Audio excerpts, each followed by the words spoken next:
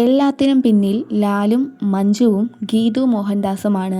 ദിലീപ് എന്ന നടനെ കുടുക്കാൻ എല്ലാവരും ചേർന്ന് കെട്ടിച്ചമച്ച ഒരു കേസ് മാത്രമാണ് ഇത്. മാർട്ടിൻ തുറന്നു പറഞ്ഞ ഈ കാര്യങ്ങൾ കേട്ട് ഞെട്ടിയിരിക്കുകയാണ് കേരളക്കരയും സിനിമാ ലോകവും. എന്തുകൊണ്ട് ദിലീപിലേക്ക് മാത്രം ഇവർ ഫോക്കസ് ചെയ്യുന്നു? ദിലീപ് ശിക്ഷിക്കപ്പെടണമെന്ന്, ദിലീപ് തന്നെയാണ് കുറ്റവാളിയെന്നും എന്തു ബോധ്യമാണ് കേരളത്തിലെ ജനങ്ങൾക്കുള്ളത്? എല്ലാവരും പറയുന്നു പണത്തിൻ്റെ ബലത്തിലാണ് കോടതിയിൽ നിന്നും ദിലീപ് ഇറങ്ങിയതെന്ന്. അങ്ങനെയെങ്കിൽ 9 വർഷത്തോളം അയാൾക്ക് ഈ ഒരു കേസിൻ്റെ പുറകെ അനുഭവിക്കേണ്ട കാര്യമുണ്ടായിരുന്നോ? തുടക്കത്തിലെ തന്നെ പണം കൊടുത്ത് അയാൾക്ക് രക്ഷപ്പെടാമായിരുന്നു. 9 വർഷം ഈ ശാപവും പേറി ജീവിക്കേണ്ട ആവശ്യമുണ്ടായിരുന്നോ? എന്തുകൊണ്ട് ഈ രീതിയിൽ മറ്റുള്ളവർ ചിന്തിക്കുന്നില്ല? എല്ലാ കാര്യങ്ങൾക്കും 2 വശങ്ങളുണ്ട്.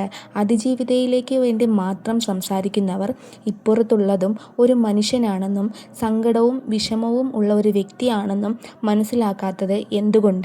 ദിലീപ് ഈ കേസിൽ നിരപരാധിയാണെങ്കിൽ അദ്ദേഹത്തോട് ജനങ്ങളും മാധ്യമങ്ങളും ചെയ്യുന്നത് ശരിക്കും ദ്രോഹം തന്നെയല്ലേ?